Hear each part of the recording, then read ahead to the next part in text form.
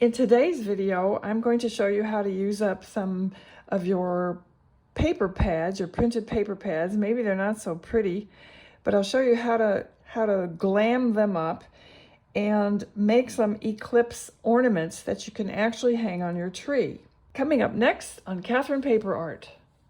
So I find some of the most difficult papers to use are ones with these cut apart images. Because I don't use these kinds of things, especially when I don't particularly think they're very attractive or the colors just aren't something that I would use. But the back side of it is something that I will make use of. And so what I plan to do is run this through a Christmas embossing folder, and I will do that off screen and be right back. So I've taken a Christmassy embossing folder, and this is the Spellbinders 3D embossing folder of the month from July 23. It's just Christmas ornaments, basically, and they probably have this reimagined in some fashion on their website. And so I cut the panel down and I embossed it and lightly inked it in white ink. And I have chosen a background cardstock, which I will cut down off screen and be right back. Okay, so I cut some ornaments and some greens and a sentiment and used a little bit of my glitter pen and some rock candy glitter, the Tim Holtz. And so that's this card. I haven't stamped a sentiment on the inside yet. I will do though. So I popped up the ornament with some foam squares. Same with this greenery here. The greenery is from Spellbinders and the ornament is an Elizabeth Crafts. And the cardstock is, the darker green is jalapeno and the lighter green is the cilantro from Tailored Expressions. So that's the first card. So I'll go on to the next card. So I elected to change the ornament out because I think it works better on the background. And again, that's an Elizabeth Craft ornament, and I went over it with some glossy accents, and I just think it looks better. It kind of matches the background a bit more.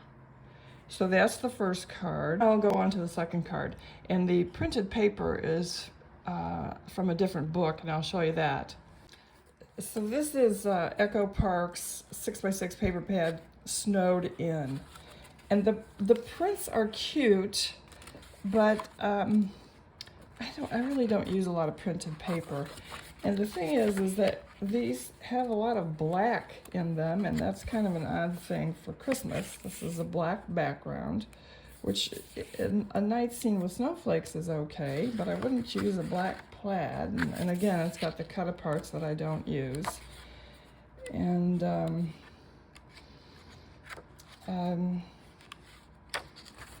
it's okay. It's just it's not something that I could use snowflakes. And I have used it. So, but these plaids I just wouldn't have any use for. And again, this is a black background, but I do have some ideas to use with some die cuts. So I'll do some cutting and be right back. So I pulled out some of these prints along with some solid colors that coordinate, and I thought I would die cut these, and so that's what I'm going to do, and I'll do that off screen and be right back. Again, I'm using these Spellbinders Nordic art Nordic ornament dies, and what I did was I've made an illusion ornament using different layers and I don't know if you can see, I don't know how well you can see that, but so that's my first die cut, but I'm doing some more and I'll show you that. So this first ornament is part of this paper here. And as I said, it's an illusion and it's got different layers.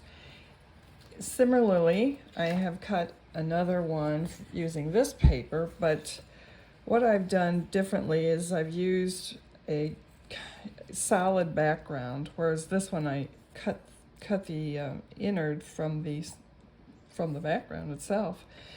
And here I've got different layers going, and I've put some green glitter in, and each layer brings up another portion of the original paper,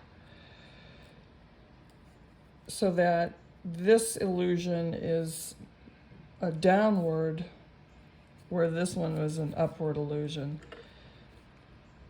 And so this one might be easier to see.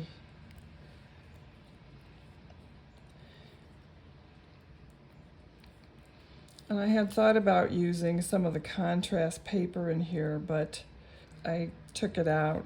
It just kind of ruined the illusion effect. But anyway, I'll go ahead and finish this off screen and be right back. And here's the second one finished. And you can see that I did add a just a solid green flower on the top, and I added a glitter dot at the bottom there. Kind of helps pull these glitter dots together. I don't know if you can see those, but I don't know if the light will pick it up, but they are there. And so we'll go on to the next one. I've cut 2 layers of the Nina 100-pound weight for dimension. And this was the speckle paper that I cut this from. And the back side looks like that. I might need that to properly place my pieces, although with this kind of random speckle it may not really matter how the pieces go back in. So what I start with is a white layer, and I work my pieces in from that. And it depends on how much dimension you want to get. This last one that I did was pretty thick. I had a lot of dimension here. You can see on the side that it's pretty hefty compared to the first one that I did. So I won't go that thick on this one, but again, like I said, I only cut 2 layers of the Nina. So I'll begin by gluing these down, and what I'm using is just a tape runner instead of permanent glue. That allows me to change my mind, which I have done several times. I've also cut a blue glitter because I like the glitter dots going in here. It's kind of tedious, but what I do is after I've run the die cut, before I take it out of the die, I run my tape runner over it so that none of the pieces fall out. And then when I am ready to put the pieces in, I just lay it over the top and poke them into the holes, and then they're already good to go. And I don't have to mess with trying to pick the pieces up off the glass mat and so forth. It's an easy way to do it.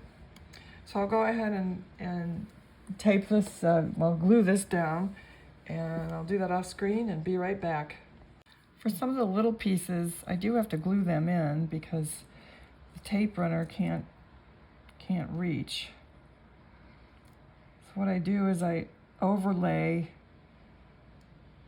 the next layer so that I can pop these in the proper place. And then I use my pokey tool if it didn't go right.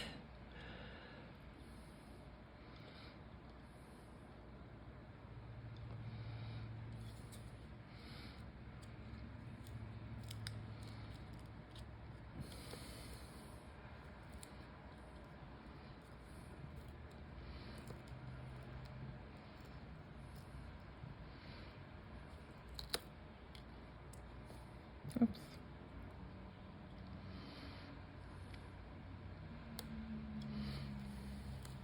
Oops.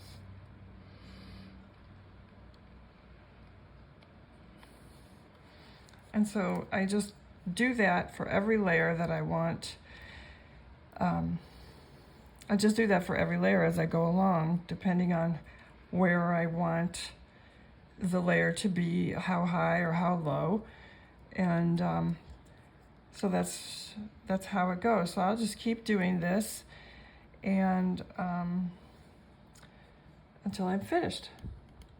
Okay, and here is the final ornament, and I went with some silver glitter on the inside, and I opted not to put in the matching paper pieces in here because it just looked too bland, and I didn't want to use the glitter either because it was just too much glitter.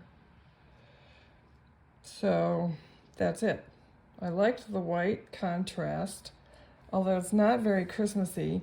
This, like I said before, this paper just doesn't strike me as being very Christmassy. These solids, well, these kind of print solids.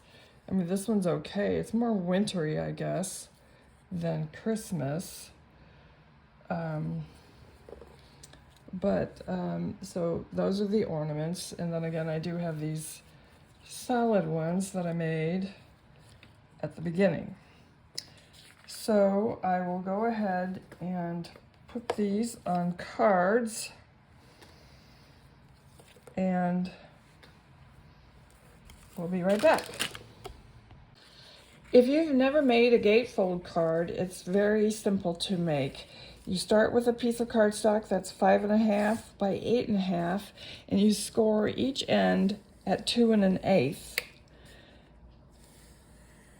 So that's 2 1/8. I'm going to flip it around and score it again at 2 1/8.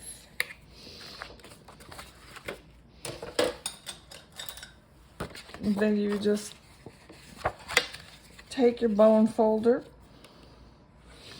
and burnish it down on both sides, and they should meet in the middle.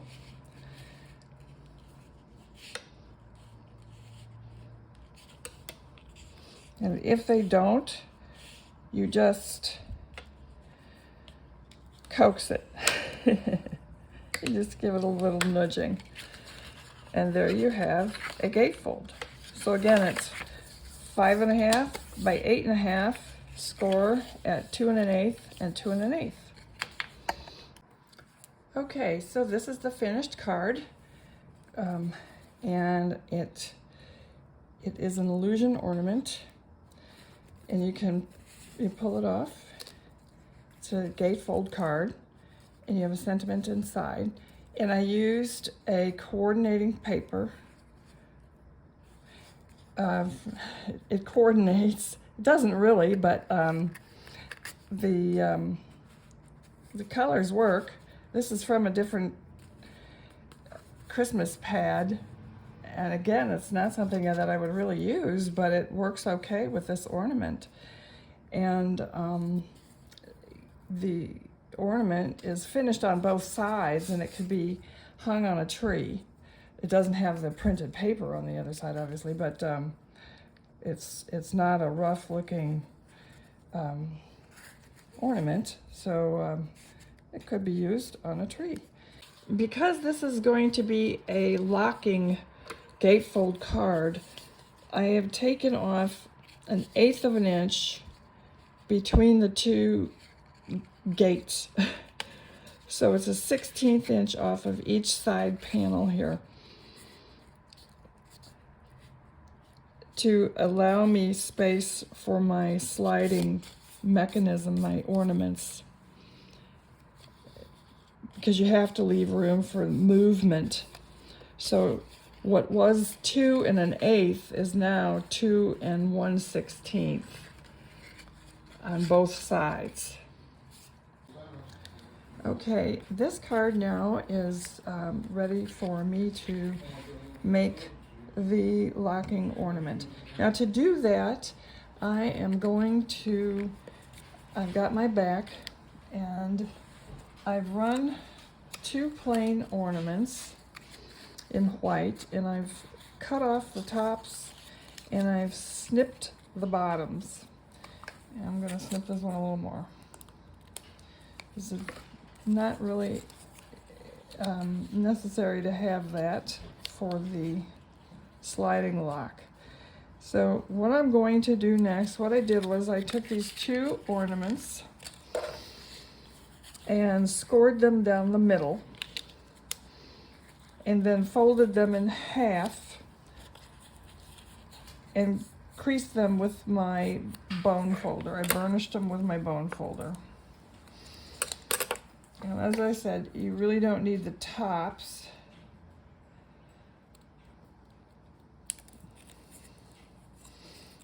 And don't really need this pointed end. So I have both halves. I've cut off the top and I've trimmed the point. Now I'm going to take my tape runner and just put some tape on one side to start. And then this is the front side of my back. So on the back side, I'm going to put this on one half.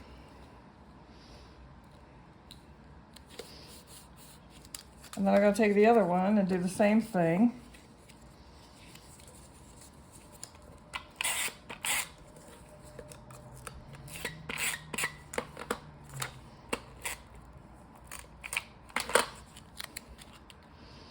And hopefully we won't have any white showing on the back side. What I like to do is I try to line up at this end.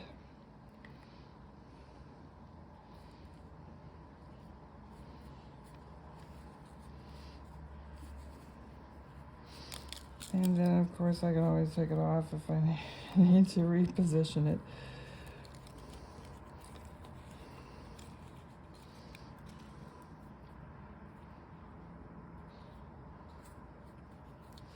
And then just press them together. And there you have your sliding lock. Okay, that's the finished card. And the ornament slides nice and easily. Nice and centered. And I have a sentiment, the same as the last card rather. And the nice thing about the ornament is that when it's on the card, it covers up the sentiment. And of course, when they take it off the card, if they hang it on the tree, they're likely going to keep the card open or maybe just toss it. I don't know. Anyway, that's the finished card. I think I might actually spray this with some shimmer spray just to liven it up a little bit. I don't know. I'll think about that. Anyway, on to the next card. So I am going to probably do this one in a horizontal slide. And I've chosen this paper as the background. I wouldn't use that, but I would use this. So I'll cut this up and be right back. Because I've elected to make an ornament out of this, I had to add another piece to the back just to beef it up a little bit because this was a single layer. So now it's a double layer. So to do a horizontal lock, I'm going to do the same thing that I did before. I I cut additional pieces of this ornament and I cut it down, but instead of scoring it vertically, I scored it horizontally. And I cut off the pieces that I didn't need, and I am going to glue the pieces on like so, because we really only need a horizontal band, and this it doesn't have to go full length, which is why I trimmed the other pieces. I kept it long just because it served the purpose on the other ones, but it doesn't have to be long. So I will go ahead and glue these down.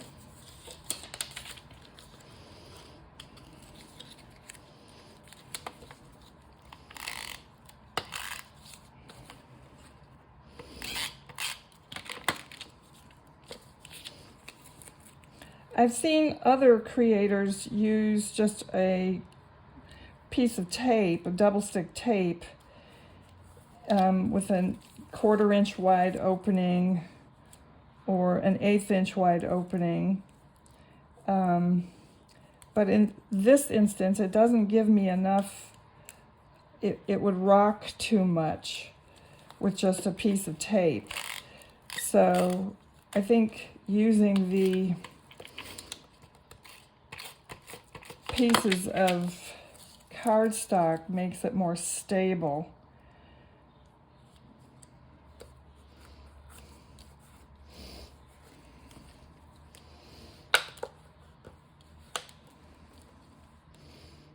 And I found also that cleaning it off,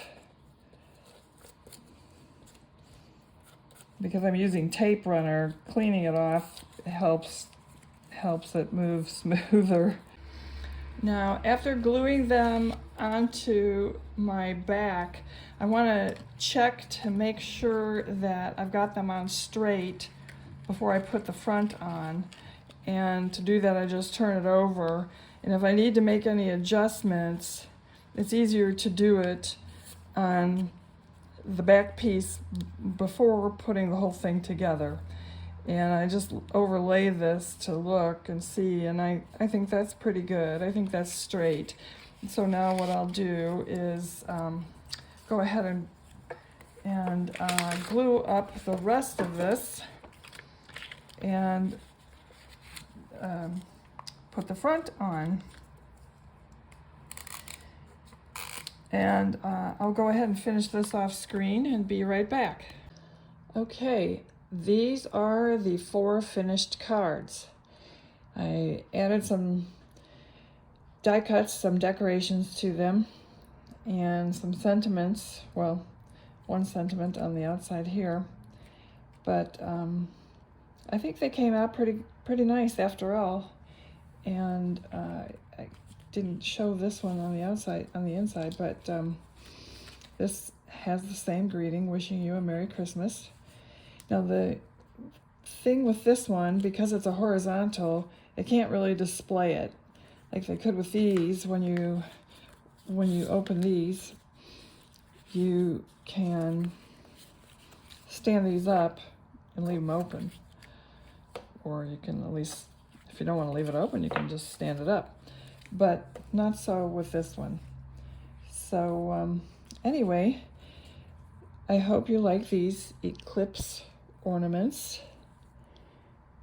They're easy to make, regardless of what type of ornament you have or what kind of die you have. And this is just a good way to use up some printed paper that maybe you wouldn't necessarily use otherwise. And anyway, I hope you liked the video, and if you did, please leave us a thumbs up. Thank you for watching.